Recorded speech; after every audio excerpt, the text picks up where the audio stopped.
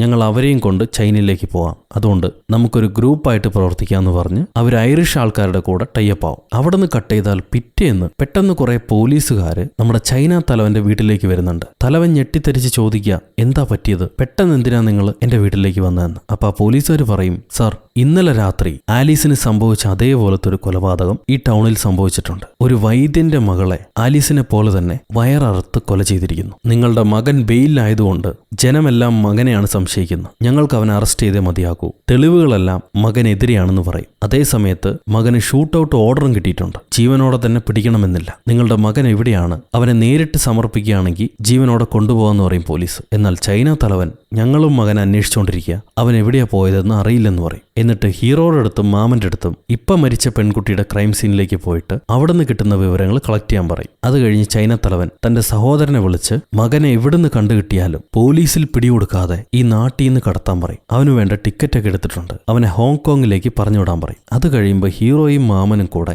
ഇപ്പം മരിച്ച രണ്ടാമത് മരിച്ച പെണ്ണിന്റെ വീട്ടിലേക്ക് പോവാണ്. ആ ക്രൈം എങ്ങനെയാ നടന്നിരിക്കണമെന്ന് അറിയാൻ വേണ്ടി. ഇപ്പം മരിച്ച പെണ്ണിനെ മെഡിക്കല് പഠിക്കാത്ത ഏതോ ഒരു മണ്ടൻ വെട്ടിക്കീറി പഴയ കൊലയോട് സാമ്യപ്പെടുത്താൻ ശ്രമിച്ചിട്ടുണ്ട്. പഠിക്കാത്ത ഏതോ ഒരുത്തനാണ് കൊന്നിരിക്കണെന്നുള്ളത് ആ വെട്ടിയ പാട് കണ്ടപ്പോൾ ഇവർക്ക് മനസ്സിലായി. ഈ പെണ്ണിന് ഏതെങ്കിലും ശത്രുക്കളുണ്ടോ എന്ന് അവർ ആ പെൺകുട്ടിയുടെ അച്ഛനോട് ചോദിക്കും. അച്ഛൻ പറയുന്നതനുസരിച്ച് ശത്രുക്കളൊന്നുമില്ല. കൂട്ടുകാരാരെങ്കിലും ഉണ്ടോ? കൂട്ടുകാരുടെ കാര്യം ഈ അച്ഛൻ പറയുന്നുണ്ട്, എന്നാൽ അത് ആരാണെന്ന് ഇപ്പൊ നമുക്ക് കാണിക്കുന്നില്ല. അത് കഴിഞ്ഞ് പിറ്റേ ദിവസം നമ്മുടെ മാജിക്കുകാരൻ ഈ നാട് വിട്ട് യൂറോപ്പിലേക്ക് പോവാണ് അവിടുത്തെ പ്രോഗ്രാംസിന് വേണ്ടി. അയാളെ യാത്ര അയപ്പിക്കാൻ നാട്ടുകാരെല്ലാം കൂടിയിട്ടുണ്ട്. കുറെ പത്രക്കാരും വന്നിട്ടുണ്ട്. ആ സമയത്താണ് പോലീസുകാരവിടെ വന്ന് ഈ മാജിക്കാരന്റെ തിയേറ്ററിൽ നമ്മുടെ തലവന്റെ മോനുള്ളത് കണ്ടുപിടിക്കുക. അവര് തലവന്റെ മോന്റെ പുറകെ പോകുന്നുണ്ട്. ഈ സമയത്ത് ഹീറോയും ആ മോന്റെ കൂട്ടുകാരനും കൂടെ ചേർന്ന് മാജിക്കാരന്റെ തിയേറ്ററിൽ ഉണ്ടായിരുന്ന തോക്കുകളെല്ലാം സ്ഥലം മാറ്റി കൊണ്ടുപോകാൻ ശ്രമിക്കുന്നുണ്ട് കുതിരവണ്ടിയിലൂടെ. പക്ഷെ ഇത് ഐറിഷുകാർ കാണും. അവരിവരെ പിന്തുടർന്ന് പോവാണ്. ആ നേരത്ത് പോലീസിൽ പിടികൊടുക്കാതെ തലവന്റെ മോൻ എങ്ങനെയൊക്കെയോ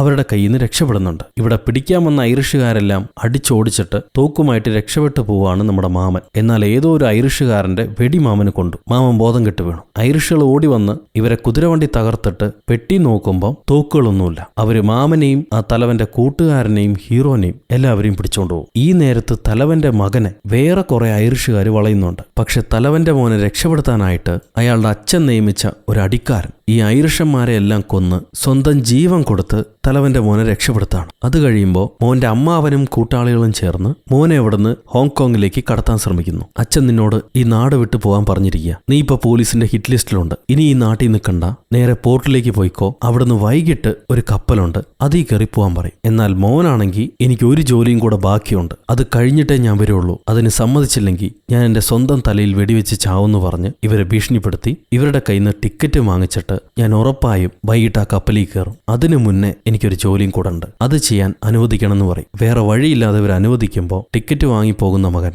എന്റെ അച്ഛനോട് പറയണം, അദ്ദേഹത്തിന്റെ അഭിപ്രായങ്ങളിൽ ഞാൻ വ്യത്യസ്തത കാണിച്ചിട്ടുണ്ടെങ്കിലും ചെറുപ്പം മുതൽ അദ്ദേഹം മാത്രമാണ് എന്റെ ഹീറോ. അതിലൊരു മാറ്റം വന്നിട്ടില്ല. എന്നും ഞാൻ അദ്ദേഹത്തെ സ്നേഹിക്കുന്നു, ആദരിക്കുന്നു. എന്റെ മനസ്സിലെ വീരപുരുഷനാണ് എന്റെ അച്ഛൻ. അതെപ്പോഴും അങ്ങനെ തന്നെയാണ്. ഇതങ്ങേരോട് പറയണമെന്ന് പറഞ്ഞിട്ട് മകൻ ഏതോ മറ്റൊരു വിഷയം കൂടെ ചെയ്യാൻ വേണ്ടി അവിടുന്ന് പുറപ്പെട്ടു പോവാണ്. ഈ സമയം ഐറിഷ് ആൾക്കാർ മകന്റെ കൂട്ടുകാരനെ പിടിച്ചടിച്ച് തോക്ക് എവിടെയാന്ന് ചോദിക്കും. അവൻ പറയും തോക്കൊക്കെ എപ്പോഴേ നാട് കടന്നു പോയെന്ന്. അത് ആ മാജിക്കാരൻ പോയ ഷിപ്പിൽ ഇവർ കയറ്റി വിട്ട് കഴിഞ്ഞു. എങ്ങോട്ടാ പോയെന്ന് ഇവൻ പറയുന്നില്ല. ഐറിഷുകാരന്മാരുടെ അടി കഴിഞ്ഞ് നമ്മുടെ ചൈന സേനാധിപൻ പുള്ളിയെ വീണ്ടും തല്ലിയിട്ട് നിങ്ങളുടെ റെബൽ കൂട്ടായ്മ എവിടെയാണെന്ന് ചോദിക്കും. അതിനാ കൂട്ടുകാരൻ പറയും നിന്റെ തല മുണ്ടനം ചെയ്യുകയാണെങ്കിൽ ഞാൻ പറയാമെന്ന്. ഇവരവന്റെ വയറ് തീ വെച്ച് പൊള്ളിച്ചിട്ട് വലിച്ചെടുത്തുകൊണ്ട് പോയി സെല്ലിയിട്ട് പൂട്ടാണ്. ആ സെല്ലി ഓൾറെഡി ചത്തതുപോലെ 2 കിടപ്പുണ്ട്. അത് അടി കൊള്ളാതിരിക്കാൻ വേണ്ടി മയക്ക് അഭിനയിക്കുന്നതായിരിക്കും നമ്മുടെ മാമനും മരുമോനും. അവരെഴുന്നേറ്റ് ഈ കൂട്ടുകാരന് ജീവനുണ്ടോ നോക്കുകയാണ്. കൂട്ടുകാരൻ പറയും എനിക്ക് ജീവനുണ്ട്, ഞാൻ ചത്തിട്ടില്ല. ഇവിടുന്ന് എങ്ങനെയാണ് രക്ഷപ്പെടുക, അതിനുള്ള ഒരു വഴി നോക്കാൻ പറയും. ഹീറോയ്ക്ക് വഴി അറിയില്ല. മാമൻ എന്തെങ്കിലും വഴി കണ്ടുപിടിക്കാൻ പറയാ. മാമൻ കയ്യിലുള്ള തീറ്റ ഒരു പറവയ്ക്ക് കൊടുത്തിട്ട് പറവയോട് എന്തൊക്കെയോ സംസാരിക്കും. എന്നിട്ട് ഹീറോയോട് പറയും പേടിക്കണ്ട, നമുക്ക് രക്ഷപ്പെടാനുള്ള വഴിയുമായിട്ട് അവൻ വരുമെന്ന്. പക്ഷെ എന്ത് വഴിയാണാവോ പിറ്റേ ദിവസം സേനാധിപൻ 3 പേരെയും കുഴിവെട്ടി മൂടാൻ തയ്യാറായിട്ട് നിൽക്കുക. ഒരു വലിയ കുഴിവെട്ടി 3 പേരെ അതിനകത്ത് ഇറക്കിയിട്ടുണ്ട്. എന്നിട്ട് അയാള് റെബൽസൊക്കെ എവിടെയാടാ, നിങ്ങളുടെ പ്ലാൻ എന്താണ്, സത്യം പറഞ്ഞോ ഇല്ലെങ്കിൽ കൊല്ലുമെന്ന് പറഞ്ഞ് മകന്റെ കൂട്ടുകാരനോട് ചോദിക്കുക. അവനാണെങ്കിൽ വായ അനക്കുന്നില്ല. ചാവണില്ലെങ്കിൽ തുറന്നു പറയടോ, ഞങ്ങളുടെ ജീവനും കൂടി കളയാതെ ദയവ് ചെയ്ത് തുറന്നു പറയുമെന്ന് ഹീറോ ചോദിക്കുന്നുണ്ട്. അപ്പൊ ആ കൂട്ടുകാരൻ ചിരിച്ചിട്ട് ചത്താലും ഒരു ഹീറോ ആയിട്ടേ ഞാൻ ചാവുള്ളൂ, ഒരുത്തനും അടിമയായിട്ട് മാറില്ല എന്ന് പറയുക. എന്നാ പിന്നെ ചത്തുപോടാന്ന് പറഞ്ഞ് ഇവര് കുഴിയിലേക്ക് മണ്ണ് വാരിയിടാൻ തുടങ്ങി. കുഴി മൂടാൻ തുടങ്ങി. അപ്പൊ ഹീറോ താൻ രാത്രി പറവയ്ക്ക് തീറ്റ കൊടുത്ത് ഞങ്ങളെ രക്ഷപ്പെടുത്തുന്നല്ലേ പറഞ്ഞ്, നിന്റെ പവറൊക്കെ എവിടെ പോയി, ആളെ പറഞ്ഞ് പറ്റിക്കുകയാണെന്ന് ചോദിക്കും. അപ്പൊ മാമൻ പറയും, ആ തീറ്റ കൊടുത്ത പറവ ചത്തുന്ന് തോന്നണേ, അത് ജീവനോടുണ്ടായിരുന്നെങ്കിൽ രക്ഷപ്പെടുത്തിയേനെന്ന്. ആ നേരത്ത് സേനാധിപന്റെ ഒരു പട്ടാളക്കാരൻ ഓടി വന്നിട്ട് പറയാണ്, സേനാധിപ, നമ്മുടെ രാജ്യം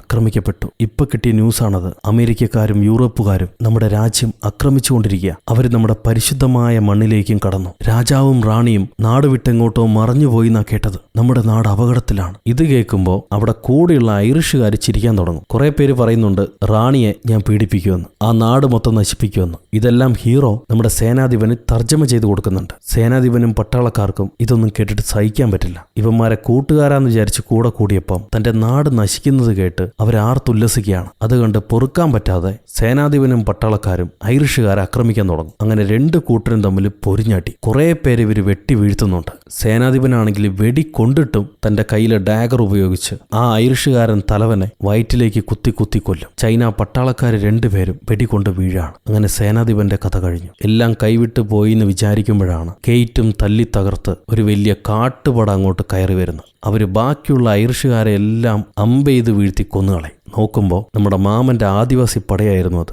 അവര് നമ്മുടെ പിള്ളേരെ എല്ലാം രക്ഷപ്പെടുത്തും. സംഭവം രാത്രി പറത്തിവിട്ട ആ പറവ നാട്ടിൽ ചെന്ന് തന്റെ കുടുംബക്കാരെ വിളിച്ചുകൊണ്ട് വരികയായിരുന്നു. അതിനുള്ള ടെക്നിക്കാണ് മാമൻ ചെയ്തത്. ഇവരവിടെ ഇറങ്ങിപ്പോകാൻ നേരം മരിക്കാൻ കിടക്കുന്ന സേനാധിപൻ ആ കൂട്ടുകാരനോട് പറയും, ചൈനയെ എങ്ങനെയെങ്കിലും രക്ഷപ്പെടുത്തുമെന്ന്. ഇതും പറഞ്ഞ അയാൾ മരിച്ചു വീഴും. അവിടുന്ന് തിരിച്ചു പോകുന്ന ഹീറോ രക്ഷപ്പെടുത്താൻ വന്ന മാമന്റെ അനിയനില്ലേ, അയാളോട് ചോദിക്കുകയാണ്, തന്റെ അനിയത്തിക്ക് സുഖമാണോ, ഞാൻ അവൾക്ക് വേണ്ടി ഓടി വരുന്നുണ്ടെന്ന് പറയും. അവൾ ഒരുപാട് അന്വേഷിച്ചെന്ന് പറയും. അപ്പൊ ആ പുള്ളിക്കാരൻ മാമനോട് ഇവൻ എന്താ പറയണേന്ന് ചോദിക്കുമ്പോൾ കൊലയാളി എത്രയും പെട്ടെന്ന് കണ്ടുപിടിക്കാന്നാണ് പറയണേന്ന് പറയും മാമൻ. ഹീറോ എന്താ പറയണേന്ന് ചോദിക്കുമ്പോൾ അവൾ നിനക്ക് വേണ്ടി കാത്തിരിക്കാത്രേ, എത്രയും പെട്ടെന്ന് കണ്ടുപിടിച്ചിട്ട് വരാനാ പറയുന്നു. ഹീറോയ്ക്ക് ഹാപ്പിയായി. അവൻ മാമനെയും കുട്ടി പുറപ്പെടുകയാണ് അവിടുന്ന്. ഇത് കഴിയുമ്പോഴാണ് മറ്റൊരു സംഭവം കൂടെ നടക്കുന്നത്. മറ്റൊരു കൊലപാതകം. അതും ചൈന തലവന്റെ ഫാക്ടറിയിൽ വെച്ചിട്ടാണ് നടന്നിരിക്കുന്നത്. ചൈന തലവൻ ഹീറോയും മാമനും അവരുടെ ആൾക്കാരുമായിട്ട് ഫാക്ടറിയിലേക്ക് ഓടി വരും. അപ്പൊ അവിടെ തലവന്റെ മകൻ അന്വേഷിച്ച് നടന്നിരുന്ന അമൻഡ എന്ന ആലിസിന്റെ ജോലിക്കാരിയെ ആലിസിനെ കൊന്നതുപോലെ തന്നെ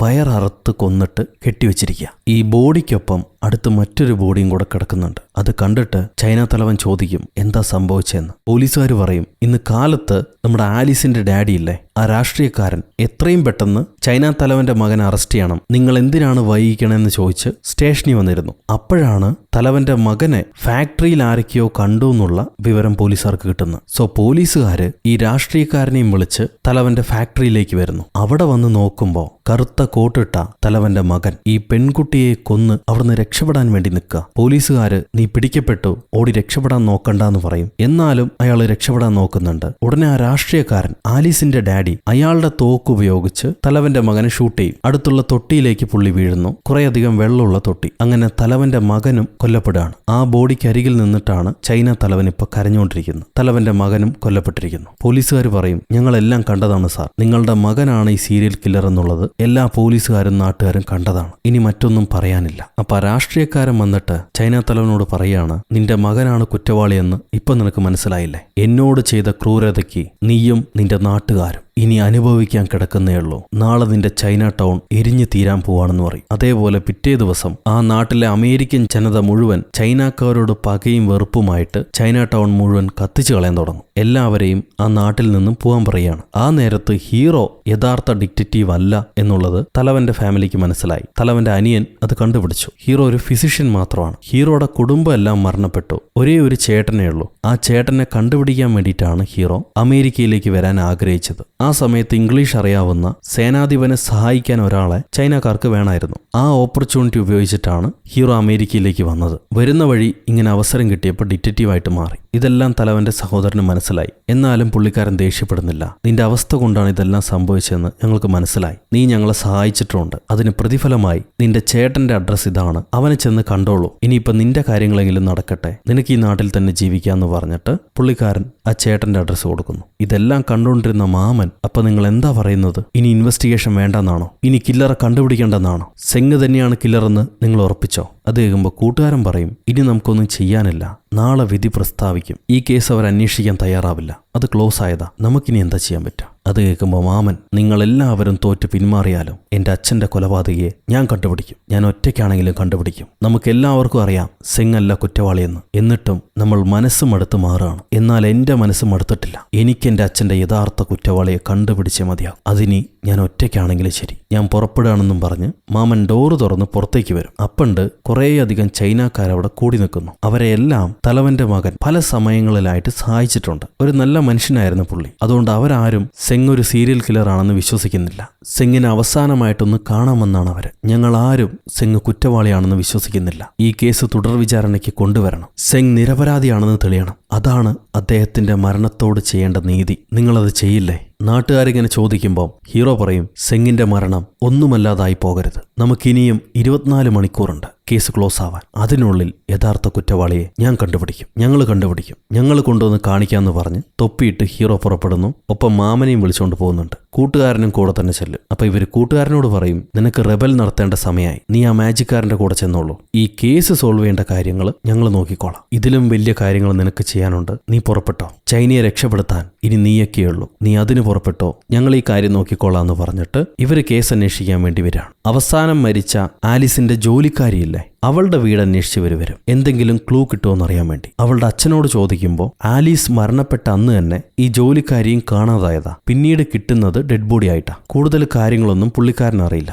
അവര് നല്ല കൂട്ടുകാരായിരുന്നു. ഇത് മാത്രമേ അറിയൂ. ഇവര് മെയ്ഡിന്റെ വീടെല്ലാം പരിശോധിച്ച് നോക്കുമ്പോൾ ഗർഭിണിയായ സ്ത്രീകൾ കഴിക്കുന്ന, കുട്ടിയുടെ ആരോഗ്യത്തിന് വേണ്ടി കഴിക്കുന്ന കുറേയധികം ഹെർബൽസ് കിട്ടും. മെയ്ഡ് ഗർഭിണിയായിരുന്നില്ല. അങ്ങനെയാണെങ്കിൽ ആലീസ് ആയിരുന്നിരിക്കണം ഗർഭിണി. ഇപ്പോഴാണ് ആലീസിന്റെ ഗർഭപാത്രം എന്തുകൊണ്ടാണ് കില്ലർ മാറ്റിയെന്നുള്ളത് ഹീറോയ്ക്കും മാമനും മനസ്സിലാവുന്നു. അവള് ഗർഭിണിയാണെന്നുള്ളത് നാട്ടുകാരറിയാൻ പാടില്ല. അതിനു വേണ്ടിയിട്ടായിരിക്കണം. ഹീറോ പറയും, അങ്ങനെയാണെങ്കിൽ ഒരു തവണ കൂടെ ആലിസിന്റെ മുറി നമുക്ക് സെർച്ച് ചെയ്യണം. അവളുടെ വീട് സെർച്ച് ചെയ്യണം. ഇതും പറഞ്ഞവരാരും കാണാതെ ആലിസിന്റെ വീട്ടിലേക്ക് വരുന്നു. തലയിലേറ്റ മുറിപ്പാടും പിന്നെ തലേന്ന് കിട്ടിയ മരത്തിന്റെ പാടും. ആ വീട്ടിലെ സ്റ്റെയർ കേസ് ഹാൻഡിൽ പൊട്ടിയിട്ടുണ്ട്. ഇതെല്ലാം വെച്ച് കണക്കൂട്ടി നോക്കുമ്പോൾ 2ാം നിലയിൽ നിന്നും സ്റ്റെയർ ഹാൻഡിലേക്ക് തെറിച്ച് തലയടിച്ച് വീണായിരിക്കണം ആലീസ് മരിച്ചിട്ടുണ്ടാവുക. ഇതവർക്ക് ഏകദേശം കൺഫേമായി. ഇനിയിപ്പോ തലവന്റെ മകന്റെ ബോഡി ഫാക്ടറി വെള്ളത്തിൽ നിന്നല്ല കിട്ടിയത്. അയാളെ എങ്ങനെയായിരിക്കും ഫ്രെയിം ചെയ്തിട്ടുണ്ടാവുക? ഇതറിയാൻ വേണ്ടി ഇവർ ഫാക്ടറിയിലേക്ക് വരും. അപ്പോൾ ഫാക്ടറിയിൽ ഒരാൾ നേരത്തെ ഒളിച്ചും പാത്ത് നിൽപ്പുണ്ടാവും. അയാൾ ഇടിച്ചു പറിച്ച് നോക്കുമ്പോൾ അത് നമ്മുടെ കൂട്ടുകാരനാ. നീ എന്താടാ ഇവിടെ?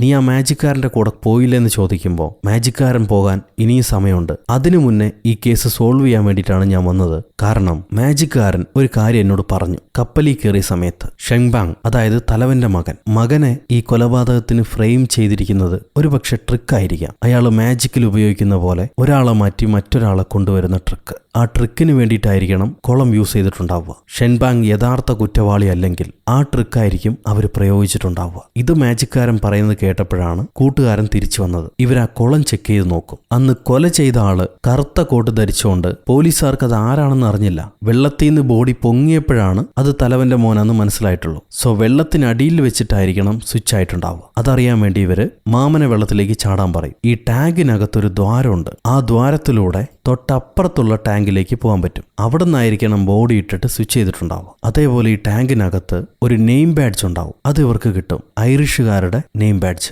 ഇനിയിപ്പോൾ ബോഡിയും കൂടെ എക്സാമിൻ ചെയ്യണം. തലവന്റെ മകന്റെ ബോഡി അതും ഇവർ എക്സാമിൻ ചെയ്യും. ഇതെല്ലാം കഴിയുമ്പോൾ പിറ്റേന്ന് പോലീസുകാർ കുറ്റവാളിയെ നഗരമധ്യേ പ്രസ്താവിക്കുന്ന സമയമാണ്. നമുക്ക് ആ സീരിയൽ കില്ലറെ കിട്ടി. അതൊരു ചൈനാമാനാ. ആ ചൈനാമാനും മരണപ്പെട്ടു. ഇനി ഈ നാട്ടിൽ ശാന്തമാണ്, ആരും പേടിക്കണ്ട എന്നൊക്കെ പോലീസ് പറഞ്ഞുകൊണ്ടിരിക്കുമ്പോൾ ഹീറോ തന്റെ കൂട്ടുകാരുമായിട്ട്, എന്നാൽ നിങ്ങളുടെ വിധി പ്രസ്താവനയിൽ തെറ്റുണ്ട്. ഈ കേസിന്റെ യഥാർത്ഥ കുറ്റവാളി ആരാണെന്ന് കണ്ടുപിടിക്കാൻ ഒരു 10 മിനിറ്റും കൂടെ ഞങ്ങൾക്ക് സമയം തരണം. അതിനുള്ള എവിഡൻസും വിറ്റ്നസും ഞങ്ങളുടെ കയ്യിലുണ്ട്. അപ്പൊ പോലീസുകാർ ചോദിക്കും, വിറ്റ്നസോ? അതാരാണെന്ന്. മരിച്ച കുറ്റവാളി തന്നെയാണ് വിറ്റ്നസ് എന്ന് പറഞ്ഞിട്ട് ഇവര് തലവന്റെ മകന്റെ ബോഡി അങ്ങോട്ട് കൊണ്ടുവരാണ്. എന്നിട്ട് അവര് പോലീസുകാരനോട് ചോദിക്കും, ഷെൻബാഗ് തന്നെയാണ് കൊന്നതെന്ന് നിങ്ങൾ കണ്ടോ? അതോ മരിച്ച ബോഡിയോടൊപ്പം അയാൾ നിൽക്കുന്നതാണോ കണ്ടത്? പോലീസുകാർ പറയും, ഷെൻബാഗ് കൊന്നത് കണ്ടില്ല, എന്നാൽ കൊന്നിട്ട് അവിടെ നിൽക്കുന്നത് കണ്ടിരുന്നു, ഷൂട്ട് ചെയ്യുന്നതും കണ്ടു. ഇത് കേട്ട ഹീറോ പറയും, നിങ്ങൾ കണ്ടതിൽ പകുതി സത്യമേ ഉള്ളൂ. യഥാർത്ഥത്തിൽ നിങ്ങൾ കണ്ടത് ഷെൻബാഗിനെ അല്ല, ഷെൻബാഗിനെ പോലെ വേഷം ധരിച്ച മറ്റൊരാളെയാണ്. അയാളെ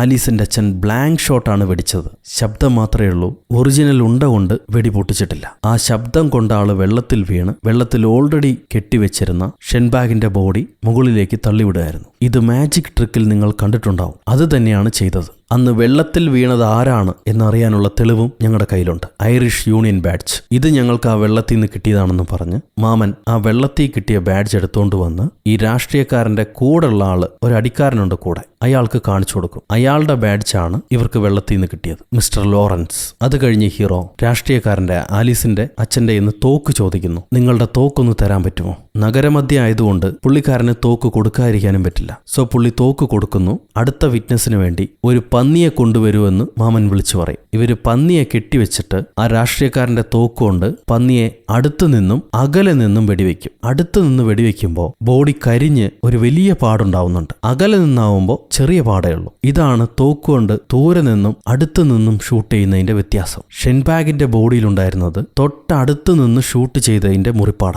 അന്നത്തെ ക്രൈം സീനിൽ ദൂരെ നിന്നായിരുന്നു. അങ്ങനെയാണെങ്കിൽ ചെറിയ മുറിപ്പാടേ ഉണ്ടായിട്ടുണ്ടാവുള്ളൂ. ഇത് മാത്രമല്ല, അന്നല്ല ഷെൻബാഗിന് വെടിയേറ്റത്, തലേ ദിവസമായിരുന്നു. ഇത് കേട്ട് കൂട്ടുകാരൻ പറയും, ഞാൻ ഷെൻബാഗിന്റെ ഓട്ടോപ്സി എടുത്തു. അതിൽ മറ്റൊരു ഞെട്ടിപ്പിക്കുന്ന സത്യം കൂടെയുണ്ട്. ലങ്സിലും ഹാർട്ടിലും ബ്ലീഡിംഗ് സംഭവിച്ചിട്ടുണ്ടായിരുന്നു. അതിന് കാരണം ഷെൻബാഗിന്റെ മരണം വെടികൊണ്ടത് മാത്രമല്ല, അവനെ തണുപ്പിച്ച് മരവിപ്പിച്ച് കൊന്നതാണ്. ഐസ് റൂമിലിട്ട് തണുപ്പിച്ചായിരുന്നു അവനെ കൊന്നത്. ഈ നാട്ടിൽ ഐസ് എല്ലാറുകൾ വീട്ടിലുള്ളത് നമ്മുടെ രാഷ്ട്രീയക്കാരന്റെ വീട്ടിൽ മാത്രമാണ്. അതും ഇവര് കണ്ടുപിടിച്ചിട്ടുണ്ടായിരുന്നു. പിന്നെ ഈ രാഷ്ട്രീയക്കാരൻ പഴയ മിലിറ്ററി ഡോക്ടറാണ്. അതുകൊണ്ടാണ് സ്കാൽപ്പ് കൊണ്ട് കറക്റ്റായിട്ട് വെട്ടാൻ അറിയുന്നത്. അങ്ങേര് സ്വന്തം മോളുടെ വയറ് കീറി ഗർഭപാത്രം എടുത്ത് മാറ്റിയത് എന്തിനാണെന്നറിയോ? കാരണം അവളുടെ വയറ്റിൽ ഒരു കുഞ്ഞു വളർന്നിരുന്നു. ആ കുഞ്ഞിന്റെ അച്ഛൻ മറ്റാരുമല്ല, ഷെൻബാഗ് എന്ന ഈ ചൈനക്കാരനാണ്. ചൈനക്കാരന്റെ കുഞ്ഞ് സ്വന്തം മകളുടെ വയറ്റിൽ വളരുന്നത് ഇയാൾ ഒരു കുറച്ചിലായിട്ട് കണ്ടു. സ്വന്തം നാട്ടിലെ ജനങ്ങൾ തനിക്കെതിരെ തിരിയുമെന്ന് ഇയാൾ വിചാരിച്ചു. അവര് തമ്മിൽ പ്രണയിക്കുമ്പോൾ രണ്ടുപേരും പരസ്പരം എഴുതിയ ലെറ്ററുകളാണിത്. അവർ ആ ലെറ്റേഴ്സും കാണിച്ചു കൊടുക്കും. ഒപ്പം 11-ാം തീയതി ഈ നാട് വിട്ടു പോകാൻ വേണ്ടി രണ്ടുപേരും ടിക്കറ്റ് എടുത്തിരുന്നു. ആ ടിക്കറ്റിന്റെ കോപ്പി ഇതാണെന്ന് പറഞ്ഞ് ഇവർ ആ ടിക്കറ്റും കാണിച്ചു കൊടുക്കും. ഇനി ബാക്കിയുള്ള കൊലപാതകങ്ങൾ അത് ചെയ്യുന്നത് രാഷ്ട്രീയക്കാരനല്ല, മെയ്ഡും വൈദ്യൻ ലേഡിയും. അവരെ കൊല്ലാനുള്ള കാരണം അവർക്ക് മാത്രമേ അറിയുള്ളായിരുന്നു ആലീസ് പ്രഗ്നന്റ് ആണെന്നുള്ളത്. വൈദ്യപ്പെണ്ണത് പരിശോധിച്ച് കണ്ടുപിടിച്ചപ്പോൾ മെയ്ഡും ഉണ്ടായിരുന്നു കൂടെ.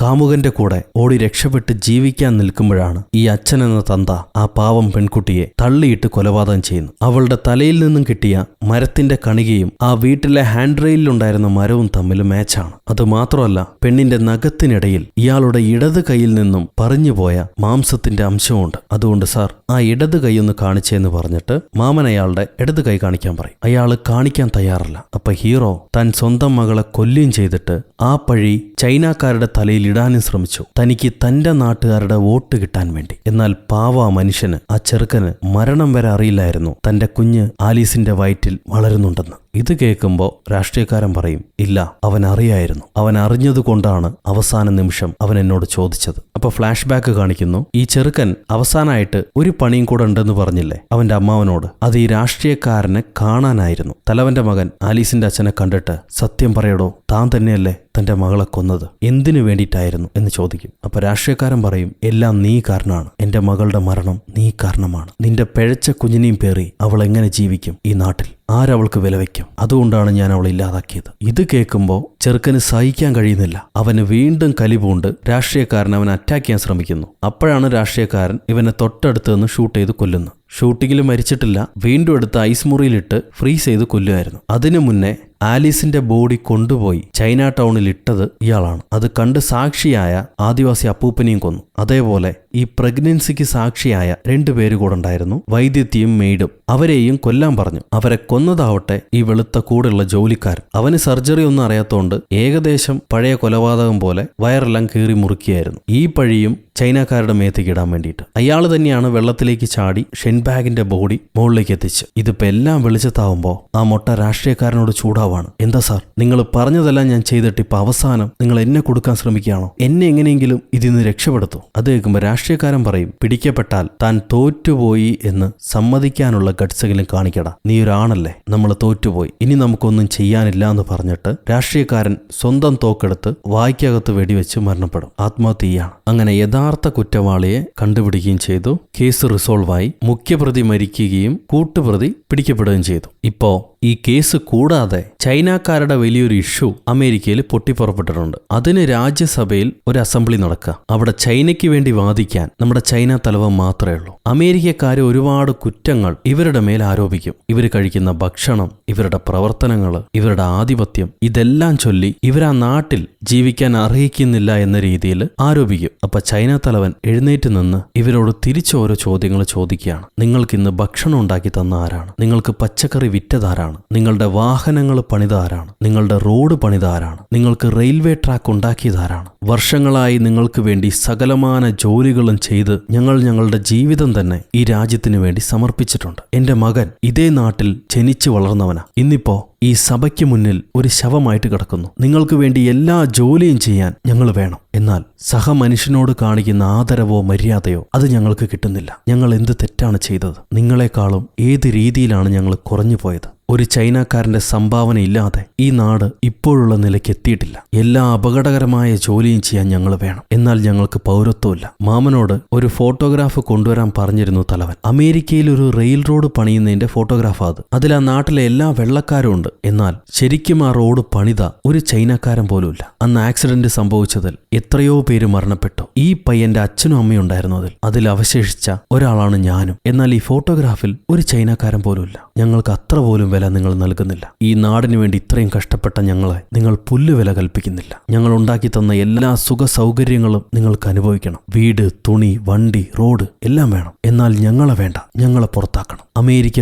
തുല്യതയുടെ നാടാണെന്ന് പറയുന്നു. എവിടെയാണ് തുല്യത? ഞങ്ങൾക്ക് എവിടെയാണ് നിങ്ങൾ തുല്യത നൽകിയിട്ടുള്ളത്? വിധി പ്രഖ്യാപിച്ചോളൂ. പക്ഷെ നിങ്ങളുടെ കൈകൾ രക്തക്കറ പുരണ്ടതാണ്. ഇതിൽ കൂടുതലൊന്നും എനിക്ക് പറയാനില്ല എന്ന് പറഞ്ഞിട്ട് ചൈന തലവൻ അങ്ങേരുടെ ആൾക്കാരുമായിട്ട് അസംബ്ലിയിൽ നിന്ന് ഇറങ്ങിപ്പോവും. ഇത്രയൊക്കെ കഴിഞ്ഞിട്ടും അസംബ്ലിയിലെ എംപിമാര് ചൈനക്കാരെ പുറത്താക്കണമെന്ന് പറയുന്നവർ 217 ഇല്ല ഇവിടെ ഇരുന്നോട്ടെ എന്ന് പറയുന്നവർ 125 പേരുമാണ്. ഇങ്ങനൊരു സംഭവം അവരെ നാട്ടിൽ യഥാർത്ഥത്തിൽ സംഭവിച്ചാണ്. നാളുകൾ വീണ്ടും കടന്നു പോകുന്നു. ആ സിറ്റിയിലേക്ക് പുതിയൊരു മേയർ തെരഞ്ഞെടുക്കപ്പെടുന്നുണ്ട്. അത് മറ്റാരുമല്ല, നമ്മുടെ ചൈന തലവന്റെ ഈ നാട്ടിലെ കൂട്ടുകാരനാണ്. അങ്ങേരെ ഒരുപാട് സഹായിച്ച ആ കൂട്ടുകാരൻ. ഇലക്ഷനിൽ ജയിച്ചു കഴിഞ്ഞ് ചൈന തലവൻ ആ കൂട്ടുകാരനെ കാണാൻ വരുന്നുണ്ട്. ഇവിടെയാണ് ഒരു ട്വിസ്റ്റ് പൊളിയുന്നത്. ചൈന തലവൻ ആ സെനറ്ററോട് ചോദിക്കും, ഞങ്ങളുടെ മേൽ പഴിചാരാനുള്ള പ്ലാൻ തന്റെ ആയിരുന്നല്ലേ? അപ്പൊ ഈ സെനറ്ററിന്റെ ഭാവമൊക്കെ മാറുന്നുണ്ട്. സംഭവം പുള്ളിക്കാരന് ചൈനക്കാരി നാട്ടിൽ ജോലി ചെയ്യണം, എന്നാലേ പല ജോലികളും നടക്കുള്ളൂ. അതുകൊണ്ടാണ് ചൈനക്കാരെ കൂടെ ഫ്രണ്ട്ഷിപ്പായിട്ട് പുള്ളി നിന്നത്. എന്നാൽ അതേസമയം പുള്ളിക്ക് രാഷ്ട്രീയത്തിൽ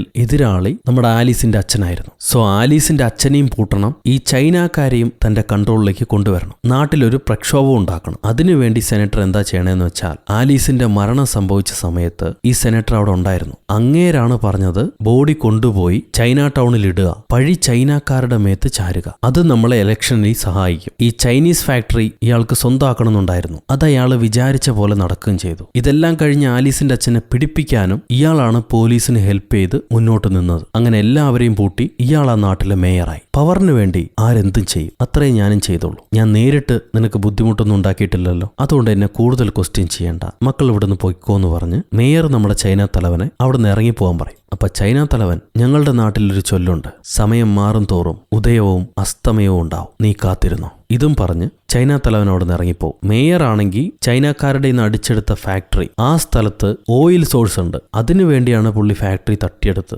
ഫാക്ടറി എല്ലാം തകർത്ത് ചൈനക്കാരെ വെച്ച് തന്നെ പുള്ളി അവിടെ ഒരു ഓയിൽ സോഴ്സ് തുടങ്ങും. ഈ സമയത്ത് നമ്മുടെ തലവൻ ഹീറോയ്ക്ക് അമേരിക്കൻ സിറ്റിസൺഷിപ്പ് കൊടുക്കുന്നുണ്ട്. നീ ആഗ്രഹിച്ച സാധനം ഞാൻ തന്നു, ഇനി നിനക്ക് ഇഷ്ടമുള്ളതുപോലെ ജീവിക്കാം. ഞാൻ എന്തായാലും എന്റെ മകനെയും കൂട്ടി സ്വന്തം നാട്ടിലേക്ക് തിരിച്ചു പോവാ, എനിക്കിനി ഈ നാട് വേണ്ട. അതും പറഞ്ഞ് തലവനോടൊന്ന് പുറപ്പെട്ടു. ഇപ്പൊ ഹീറോ മാമനോട് പറയും, എന്റെ മനസ്സിൽ 2 പ്ലാൻ ഉണ്ട്. ഒന്ന്, നമ്മൾ ഇനി തുടർച്ചയായി ചൈന ടൗൺ ഡിറ്റക്റ്റീവ്സ് ആയിരിക്കും. 2, ഞാൻ തന്റെ കൂടെ തന്റെ നാട്ടിലേക്ക് വന്ന് തന്റെ അനിയത്തി പെണ്ണിനെയും കല്യാണം കഴിച്ച് നിങ്ങളെ നാടിന്റെ രാജകുമാരനായിട്ട് ജീവിക്കും. എന്തു പറയുന്നു? മാമൻ പറയും, ആദ്യത്തെ പ്ലാൻ തന്നെ മതി, നിന്നെ നാട്ടിൽ കൊണ്ടുപോയാൽ ശരിയാവില്ല. അങ്ങനെ ഇവർ അന്നു മുതൽ അമേരിക്കയിലെ ചൈന ടൗൺ ഡിറ്റക്റ്റീവ്സ് ആണ്. അത് കഴിഞ്ഞ് ഇവര് മകന്റെ കൂട്ടുകാരനും മജീഷ്യനും യാത്രയയപ്പ് കൊടുക്കാൻ വേണ്ടി പോവാണ്. അവര് കപ്പലിൽ നാട് വിട്ടു പോകാൻ നേരം ഇവരവരെ ക്യാമറയിൽ ഒരു ഫോട്ടോ എടുത്തു വെക്കുന്നുണ്ട്. എന്നിട്ട് ബൈ പറഞ്ഞു പോകുമ്പോൾ കൂട്ടുകാരൻ, ഒരു ദിവസം ഈ ലോകത്തെ ഏറ്റവും ശക്തമായ രാജ്യം നമ്മളുടേതായിട്ട് മാറും, നമുക്ക് നമുക്കാരുടെയും കാല് പിടിക്കേണ്ടി വരില്ല. എല്ലാ റിസോഴ്സുകളും നമ്മുടെ നാട്ടിൽ തന്നെ ഉണ്ടാവും. ചൈന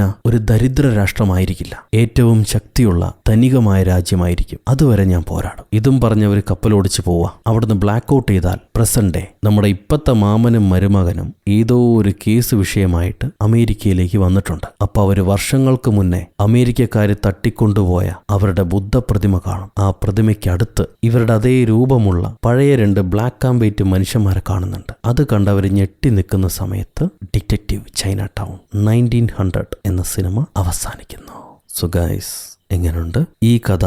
നിങ്ങൾക്ക് ഇഷ്ടപ്പെട്ടു എന്ന് വിചാരിക്കുന്നു. നിങ്ങളുടെ അഭിപ്രായം കമന്റിലൂടെ രേഖപ്പെടുത്തുക. ലൈക്ക് ചെയ്യാനും ഷെയർ ചെയ്യാനും പുതിയ കൂട്ടുകാരെല്ലാവരും ചാനൽ സബ്സ്ക്രൈബ് ചെയ്യാനും ഒരിക്കലും മറക്കരുത്. അടുത്തൊരു അടിപൊളി സിനിമയായിട്ട് വീണ്ടും കണ്ടുമുട്ടുന്നത് വരെ, until then, it's bye from Uru. Kadasulutumas.